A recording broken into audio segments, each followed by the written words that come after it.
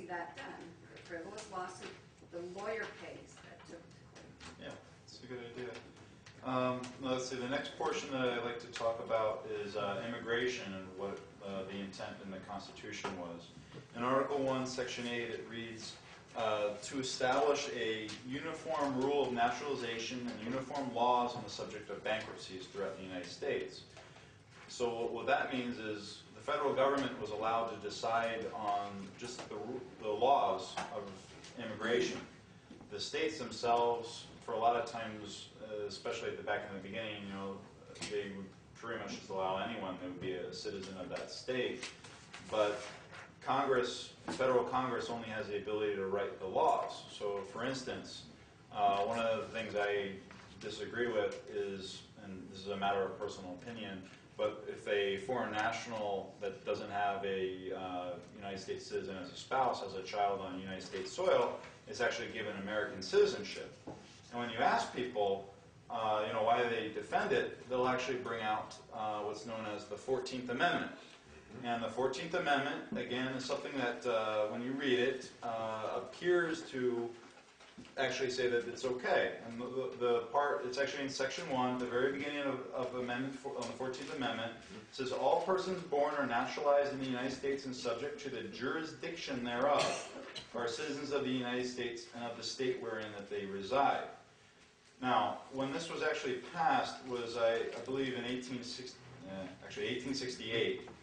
So at that time, there was no such thing as a illegal immigrant like that we have today. Right. So at the time that the law was passed, and I forget when illegal immigrant, it's somewhere around 1920s or 30s, I believe, is when they actually created this term. So they basically said, you know, we're going to have legal immigrants, and they go through this process to enter into the country. Then you have illegal immigrants who, by definition, came into the country illegally.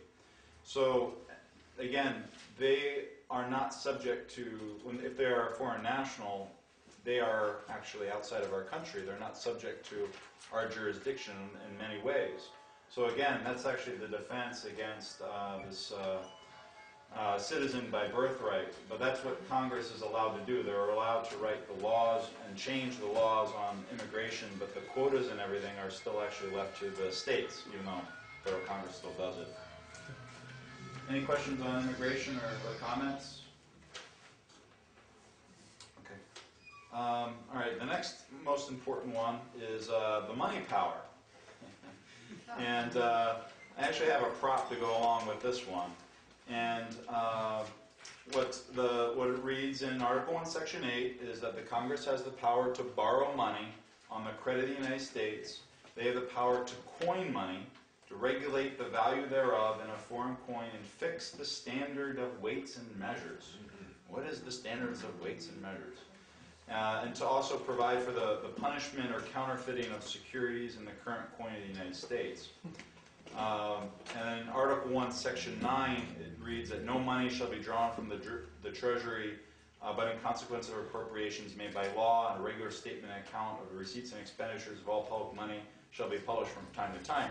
That means that when Congress spends anything, they have to tell you exactly how it's being spent. And to actually understand what Congress meant but with this money power, they have the ability to coin, and later on the Constitution comes out that it's gold and silver coin, and that also to fix the standard of weights and measures. So they actually defined a constitutional dollar as 26 grams of silver, or a little bit over 26 grams of silver. And they were very careful to do this because at the time during the Revolutionary War, they used a script currency that was called the Continental. And there's a phrase, worth less than a Continental, that people still kind of hear today. Actually, a lot of people don't know where it came from. It came from when George Washington couldn't pay his troops. They would, operate the printing presses, give them, okay, here's your salary. And then after the war ended, they would just go back and they wouldn't be able to buy anything with it. So they had this experiment with what they call fiat money. Fiat means there's no backing to it, it's just by the decree of government. And in my hands, I can bail out, if this were accepted, the entire national debt. This is actually a Zimbabwe banknote. It's a genuine one. for $100 trillion. And we never got this bad with the Continental, but this is actually what our founders pretty much feared. This is worthless now. But our founders feared that the government would debase currencies, because it's what governments always do over time. Britain was doing the same thing to them as well. And they just wanted to be sure that the people would really kind of own the money power. So you can pass that around. I'm not worried about losing it. They found that gold coin. Suit at that time, when they were passing all these fake bills around, would cost you $1,000, and a pair of shoes was something like $200. Now, a guy that made tuppence a week, 2 pennies a week. Right. We're looking at Zimbabwe kind of money. Yeah, and when they gave Congress the ability to coin and mint these coins, and they used, like, our coins were, they actually did use gold up until 1933, and they used silver up until 1964. And they got rid of those coins when the inflation of basically what the Federal Reserve does. Like, you take out a current bill, I can pass it around because it's also basically worthless. 3.6 cents, I think, the last counting. But this is a Federal Reserve note. And the way that this actually went is at the top, it reads Federal Reserve Note. This note is legal tender for all debts, public and private. What is a note? A note is really an IOU. It's a promissory note. And our money up until a certain time would say, payable to the bearer 1 ounce of silver, or a ½ ounce of gold, or 1 ounce of gold. Payable to the bearer on demand. So again, the reason that, the main reason that the founders put this in place is because they were, I don't need to pass this around, but the main reason that the founders were concerned about this was not really, like, they knew business people needed to use something as a marker or unit of account in exchanges, but they were concerned about the government abusing the ability to print money, which obviously is pretty much all that they're doing in our current day. Did you hear when Allentown, and I think there was another city, was doing their own money, that you could spend it just in that area they were talking about?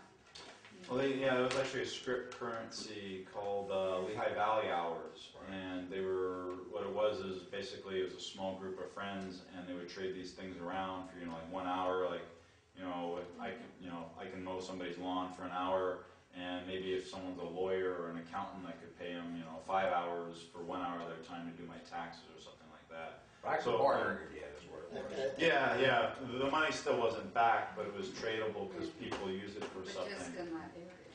I heard recently South Carolina started printing its own money now Good. to get away from the dollar. Well, hey. Well, there's I wouldn't local be surprised. currencies popping up all over the place. Yeah. I don't know how much they're doing it or what, but I heard it You from better get a coin on it. Yeah. Put a fast coin. Federal government's Yeah. doing their best right now to stomp them out, as in making up excuses and raiding their stores Good and luck. crazy stuff. I think they want to secede from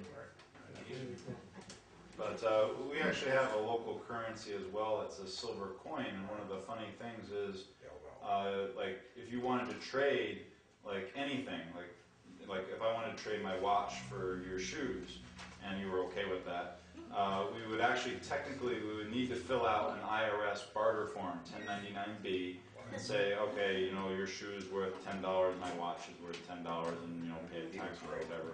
But actually, merchants are, if you were a merchant, you would be able to actually do it as well, but you would have to put a dollar value on it, so there's no eluding the sales tax.